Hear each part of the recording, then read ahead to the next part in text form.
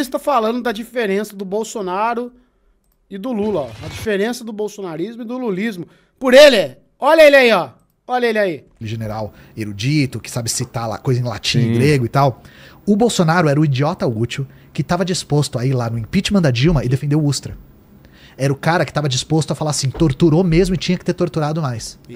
A Dilma, ela não só mexe com a burguesia, ela também mexe com as Forças Armadas. Tudo que o Lula tinha de botar panos quentes, não promover uma justiça de transição para justiçamento do que foi a ditadura militar, a Dilma solapa com a Comissão Nacional da Verdade. E a Comissão Nacional da Verdade começa a pegar muitos sobrenomes muito famosos e vincular com os porões da ditadura. É nesse momento que as Forças Armadas começam... Cara, tem o quê? A Comissão da Verdade tem quanto tempo? Vai fazer uma década? 2014 ou 2015 que foi a Comissão da Verdade? Cara, parece que isso é algo impensável. Vamos lá, 10 anos. Parece... 2011, isso. 2011. Cara, é algo impensável de ter acontecido hoje em dia. Ninguém peita militar no Brasil, cara. Milico é uma casta extremamente protegida nesse país, cara. Pode ser Lula, pode ser Bolsonaro, pode ser direita, pode ser esquerda. Ninguém tem coragem de peitar milico, cara. E quando você vai saber, né, sobre pensão, sobre quanto os caras ganham, o salário, o negócio... Cara, é inacreditável. Dá vontade de chorar de raiva, cara. Dá vontade de chorar de raiva, cara. Quando você ouve sobre... Por exemplo, os juízes do Tribunal Militar de Minas Gerais são os que mais recebem...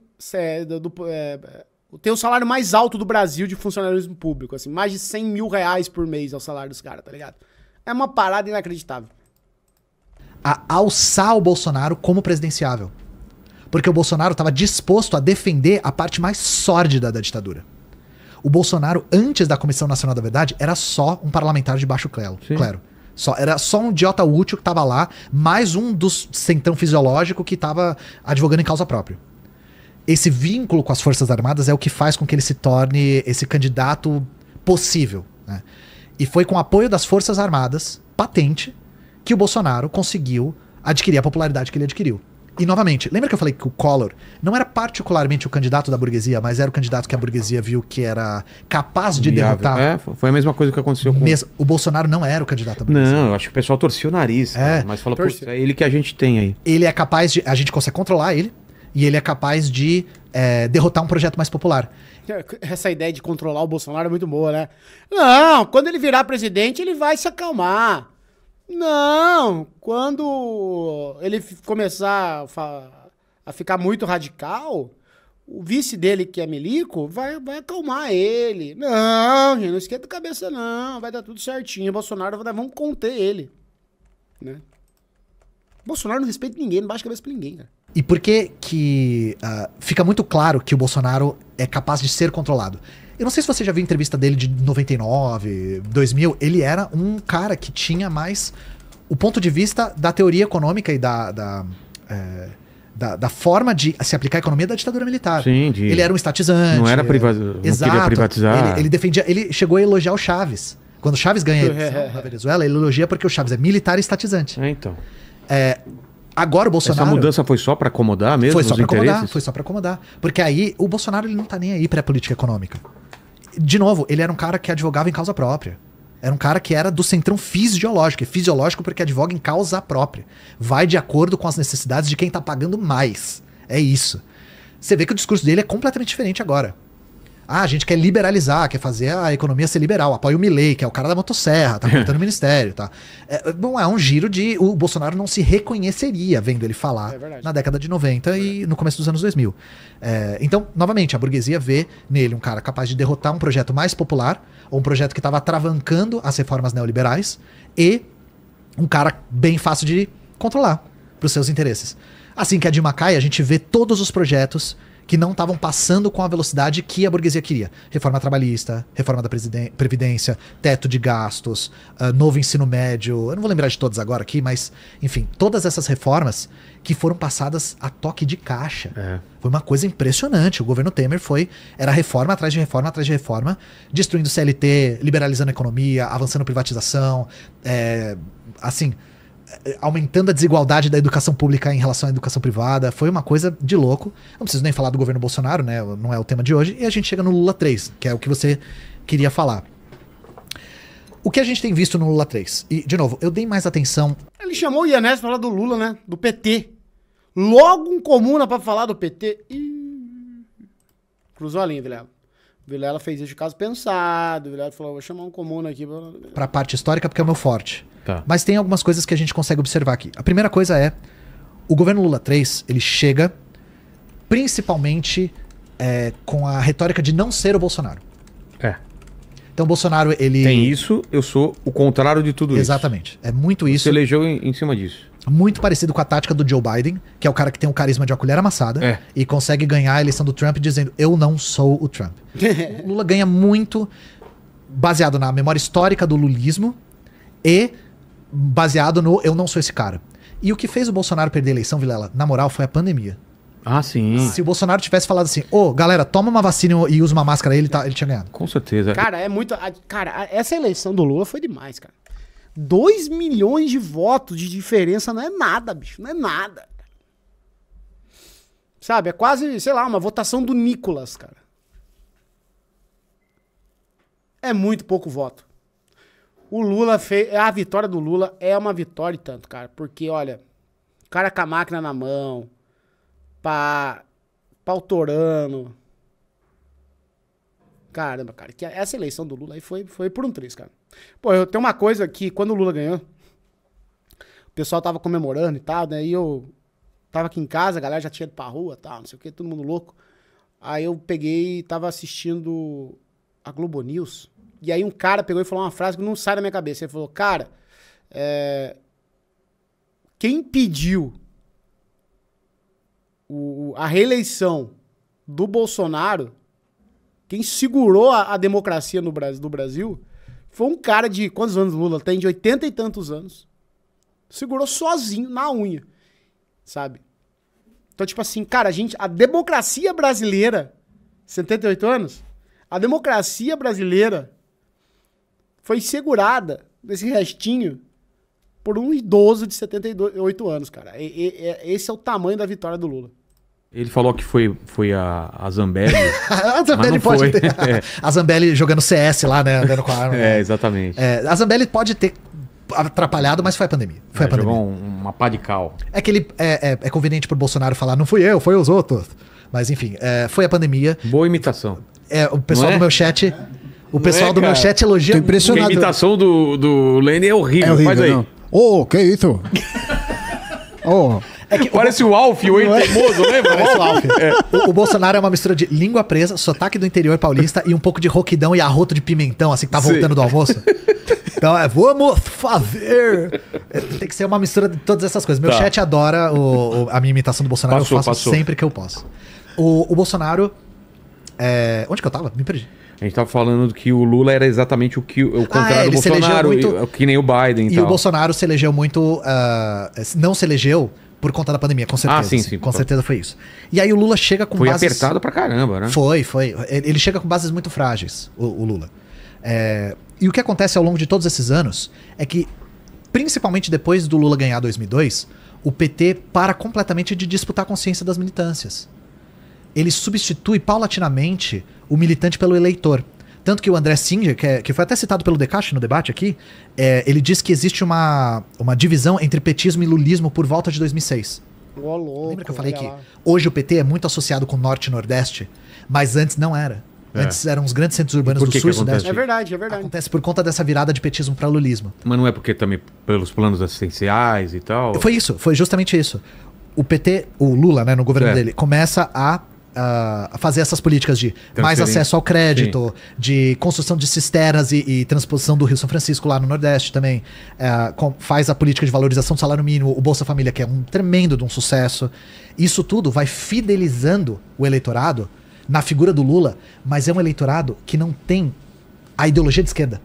O Lula vira o paizão, né? Eu não quero simplificar tanto, mas a gente consegue ver isso muito...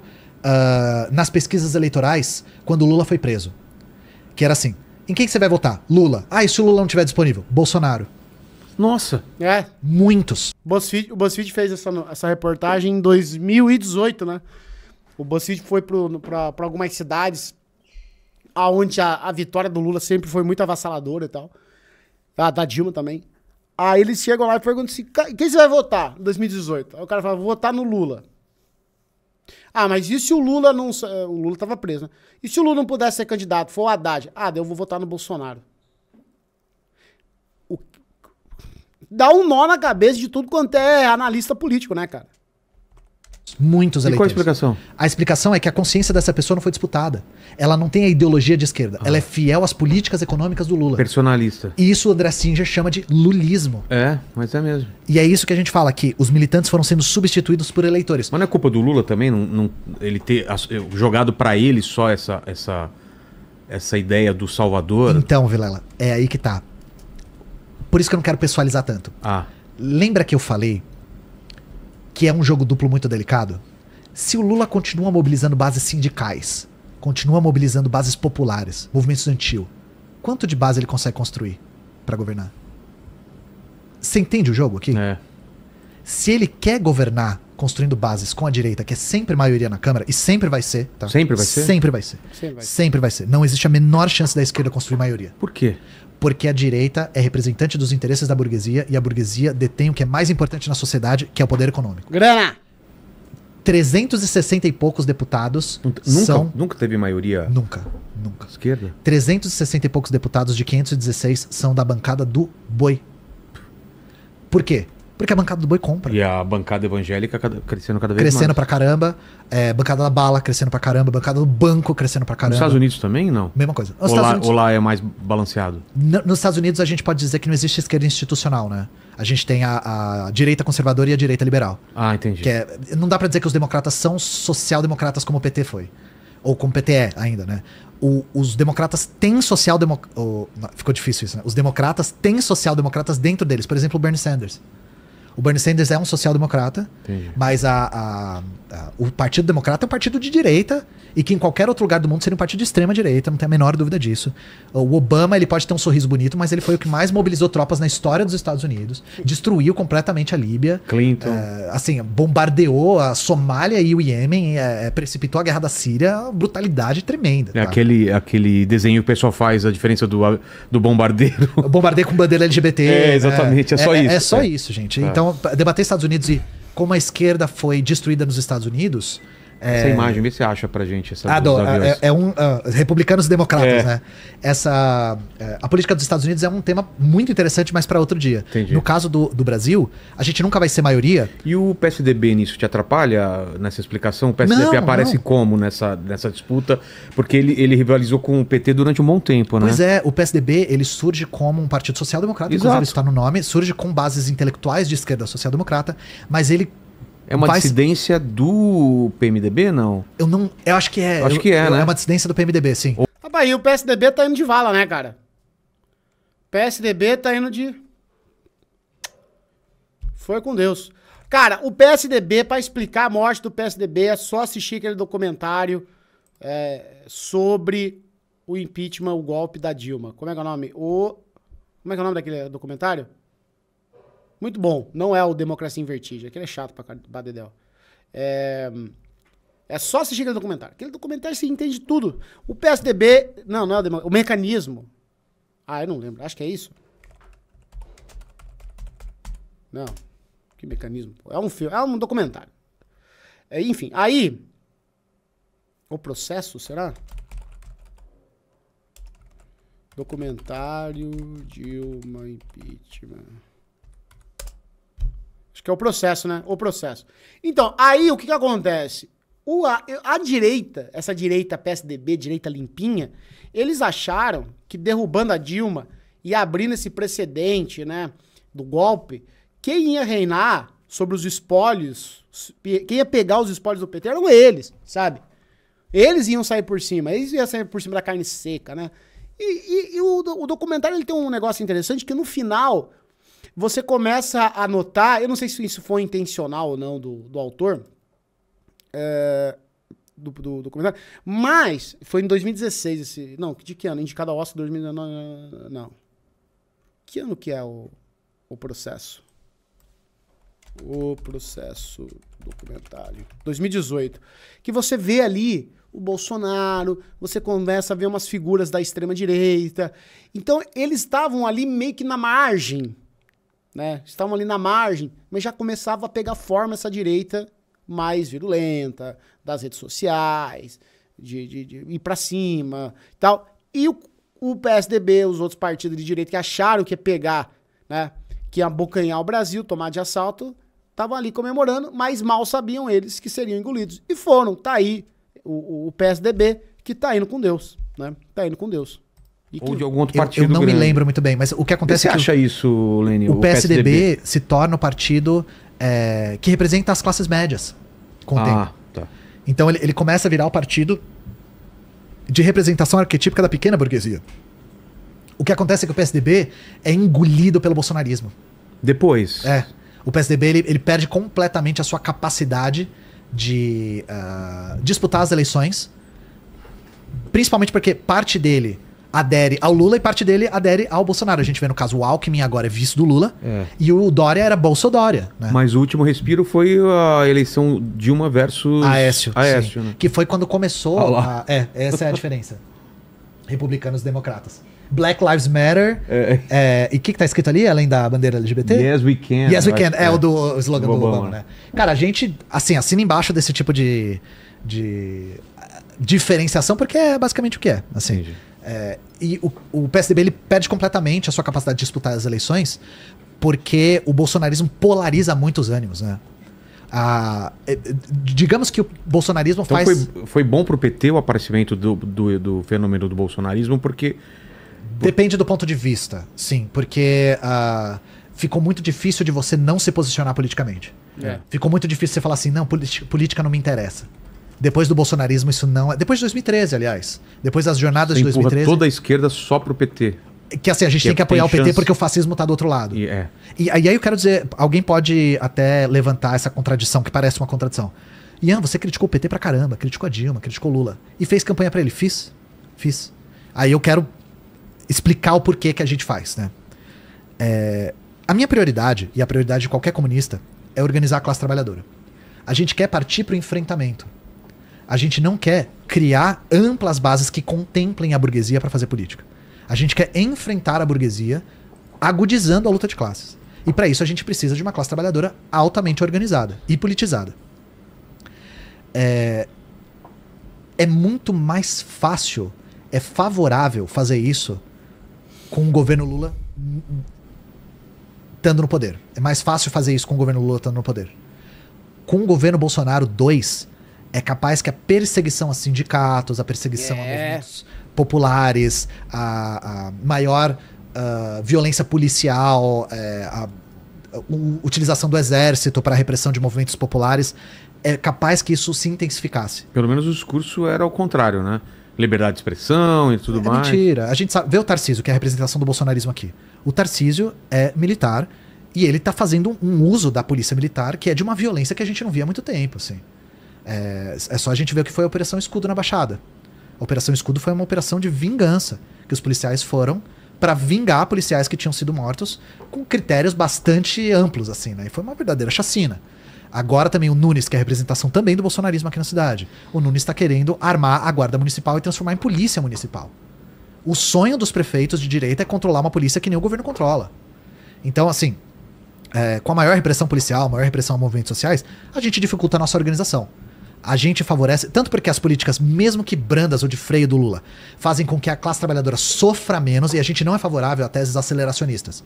A teses que dizem assim, a gente tem que fazer a classe trabalhadora sofrer pra caramba, porque aí ela vai tomar consciência e fazer a revolução. Isso não é verdade, isso nunca foi verdade, e a gente não é favorável a que a classe trabalhadora sofra mais pra qualquer projeto político, tá? Se fosse assim, na ditadura tinha acontecido uma revolução. Tá. A população sofreu pra caramba, por que não fez revolução? É porque não é assim que funciona, tá? Então, tem que eleger o Bolsonaro porque aí a galera vai sofrer e vai fazer revolução. Não vai. Não vai. Então, por isso que eu fiz campanha pro Lula, mas por que esse governo Lula tá aparentando ser mais rebaixado que os anteriores, né? Eu acho que é por duas razões. A primeira é, a gente tava falando do PSDB. O PSDB podia ser um partido que representava... Cara, o Congresso nunca teve tanto poder, cara. nunca teve tanto poder como tem hoje. Cara. É uma coisa assim completamente descomunal. A diferença é gritante, cara. O governo federal hoje não tem esse poderzão todo, não, cara. Um presidente hoje em dia no Brasil, olha, assim, não é querer defender, nem criticar, etc. Ah, não faz nada, faz tudo. Cara, mas assim, o tanto que o Congresso hoje manda no Brasil, tem poder, é bizarro, cara, é bizarro. Ouçam o podcast Lira, do All Prime, que a excelente jornalista Thaís Bilenque fez. Ouçam pra vocês verem. Caramba, cara, é inacreditável o poder que os caras têm. Em mãos, assim. Eleitoralmente, as classes médias, a pequena burguesia, a burguesia em uma certa parte. Depois de 2013, com o surgimento do bolsonarismo, a direita está muito mais organizada. Então a gente tem um governo Lula agora com uma direita muito mais coesa. Com certeza. E isso é visível. A gente sai da ditadura com a direita um pouco vacilante ainda. Isso que fez com que o Lula quase ganhasse. Tinha gente que era saudoso da ditadura, mas falar sobre isso em público pegava mal. Tinha gente que fazia oposição à ditadura, mas porque queria uma política mais neoliberal de abertura para os mercados, que a ditadura era resistente, né? No final começou a não ser mais. A direita estava um pouco desnorteada nesse começo. E ela demora para se reorganizar num bloco coeso. Eu não sei se você lembra da figura bizarríssima do Enéas. Claro. O Enéas é um exemplo de como a direita estava meio para todo lado. Ele era um representante da direita, inclusive está sendo reabilitado pelo bolsonarismo, né? Apesar de ser um estatista também. Apesar de ser um cara que defendia bomba nuclear. Bomba nuclear. Esse cara, de novo, pegar o discurso econômico dele é oposto, porque ele defende mais essa direita tradicional nacionalista, né? E ele não conseguiu agregar grandes bases ao redor dele. Ele era uma figura bizarra, ganhou a eleição lá para deputado, mas a direita tava meio... não tinha uma organização arquetípica. Até o integralismo tentou voltar nessa época. Agora não. Agora o bolsonarismo compõe um bloco coeso, que consegue mobilizar bases. Que não consegue... tinha concorrentes? Dentro disso, não que eu saiba. Aí, ó o doido aí. Ah, ela. Parecia que ele tava de ponta cabeça, né? E depois... Não parece que a parte de baixo é a parte de cima. Quando a leucemia tava avançada, ele ficou bizarríssimo sem barba. Não lembro. Ele, porque caiu pelo, né, por causa da quimioterapia, ele ficou bizarríssimo, assim. O Enéas é um cara que é exemplo de como a direita tava meio sem rumo nessa época. É verdade. Rapaz, eu não gosto do Enéas, mas esse Roda Viva com ele é de dar raiva. Como os jornalistas são sem vergonhas, cínicos, malas, arrogantes. Porque embora é o Enéas ali, era papel dele, se bem que esse Roda Viva aí, na década de 90, era um horror mesmo, né? Jornalista paulistano, aquela coisa de sempre. Os caras, cara, eles tiram muito com o Enéas, cara. Dá raiva na gente, cara. A gente que não gosta do Enéas fica com raiva, cara. É constrangedor o que eles fazem. Vocês não precisam assistir tudo, mas vai dar uma assistidinha, assim, de algumas perguntas, cara. Pô, chato demais, cara. É a nata ali da jornalismo, né? Ah, nossa. O do Mano Brown dá raiva. Cara, é desse nível para baixo, porque isso aí é mais dos anos 90, eu acho. Não lembro direito. Pô, cara, mas eles tratam o Enéas assim com um desdém. Com uma soberba, essa é a palavra que eu tava buscando, soberba. Pô, cara, é muito chato, cara. Até o do Maluf dá raiva. Nossa, dá muita raiva, cara, do Maluf mesmo, quando ele começa a falar do cinto lá. O cara depois se desculpou, caramba, mas... Pô, os caras são chatos, velho. Essa nata do jornalismo, assim, de Globo, Veja, Isto É. Pô, os caras é mala, cara. É mala, tá? Ficam tirando ele pra louco o tempo todo. Não, é insuportável. Faz o teste aí. Até você, principalmente você que tem antipatia pela figura do Enéas. Ah, eu sou de esquerda, eu não gosto do Enéas. Mas assista. Você fica empático. Você fica com raiva por ele, tá ligado? E não conseguiu agregar um grande movimento de massas. Se havia disputa, boa pergunta. Isso eu não sei responder. Se o bolsonarismo tinha concorrência nessa organização. Também não lembro não de alguém forte, eu não lembro. Pois é, que tentou... Eu precisaria pensar um pouco pra responder. Mas enfim, ele conseguiu. Pensaia, dá muito trabalho. Né? E o Dória não era, né? Não, o Bolsodória. O Dória foi totalmente... Usou a figura do Bolsonaro pra conseguir... Cara, mas esse é o problema do Dória, esse é o problema do PSDB, esse é o problema de todo mundo de direita que usa o Bolsonaro, usa o clamor popular do Bolsonaro pra se eleger, pra ganhar alguma espécie de capitalidade política, né? Capitalidade. Não tô conseguindo falar a palavra correta, mas vocês entenderam. Política. Por quê? Porque ou é submissão total ou tchau, obrigado. O Nicolas Ferreira. Capilaridade, isso. O Nicolas Ferreira. Pô, é um hit aí, né? É um hit boy. Tem as hit girls, tem um hit boy que fala... Ah, faz e acontece, só vídeo top no Instagram, é mitada atrás de mitada. Mas o bolsonarismo esse dia tava numa encruzilhada contra ele. Tava numa encruzilhada contra o Nicolas, porque ele queria passar aquela PEC pra ele poder sair senador, meio que atropelando ali o Bolsonaro. A galera não gostou, cara. Se não é total e restrito submissão, ó, tchau, obrigado. Tchau, obrigado. Mesmo o Bolsonaro chamando ele de calcinha apertada, calça né? apertada. Você viu? Calça apertada? Calça apertada é demais, cara.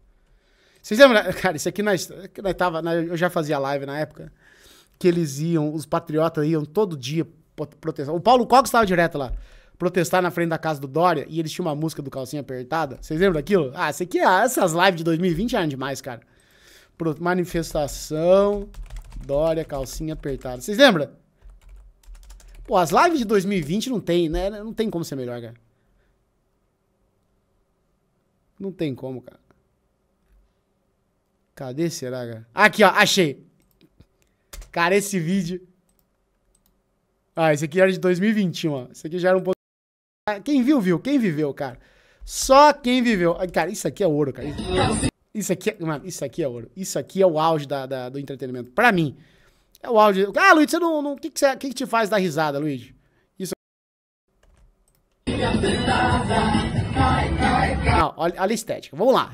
Isso aqui, gente, não é qualquer vídeo. Tem que fazer uma análise aqui, ó. Frame a frame. Presta atenção. Eles estão em frente à casa do então governador de São Paulo, João Dória, vulgo calcinha apertada. Aí tiveram que fechar a rua. A PM tá lá pra proteger. Aí você tem as tia, presta bem atenção, ó. Uma roupa meio fitness, domingão, um varal de calcinha de fio dental. Aí você tem aqui esse cidadão que tá usando uma calcinha apertada, tá? Mas não como provocação João Dória, porque ele deve se vestir assim mesmo. Uma estampa da revista Veja com o Bolsonaro, não dá pra ver ali. E aí vai seguir os patriotas. Então presta atenção, olha. Clima de alegria em plena pandemia. Olha lá. Calcinha apertada. Calcinha apertada. Falou que era Bolsonaro. Mentira. Vai pra pescalhado. Jogou na Vitinho. Ali em São Paulo. Sai pra lá. Nós vamos se derrubar. Calcinha apertada. Cara, então assim... Essas manifestações, eles são um ambiente de socialização dessas pessoas. Se não fosse isso, eles não iam ter com quem conversar, não ia ter festa, eles não teriam motivo para sair de casa, cara. Olha como o mundo era antes do ChatGPT. Exatamente. Olha como o mundo era melhor sem inteligência artificial.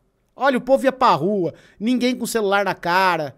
Todo mundo confraternizando, sabe? É isso que acontece quando você tira a tela das crianças, ó. Tá? Cai, calcinha apertada. Cai, cai, cai. Calcinha apertada. Cai, cai, cai. Calcinha apertada.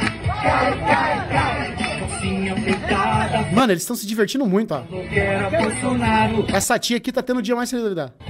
Mentira, não vai tá pescalhado. João Agripino. A rima. São Paulo, sai pra lá. Nós vamos te derrubar.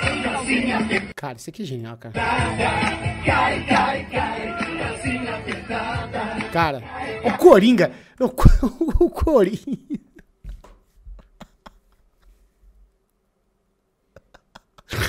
A cara do Coringa. O que tem a ver, meu Deus? Isso é demais. Isso aqui é ouro, cara. Isso aqui é ouro, cara. As manifestações de esquerda jamais chegarão aos pés disso aqui, cara. Jamais, ó. Mano, essa tia tá feliz, ó. Olha lá, ela dando os passos, ó. Quando falar cai, nós vamos cair, ó. Ela tá louca pra requebrar até o chão.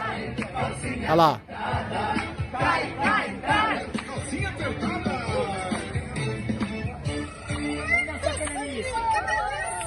Cara, que letra maravilhosa. Olha.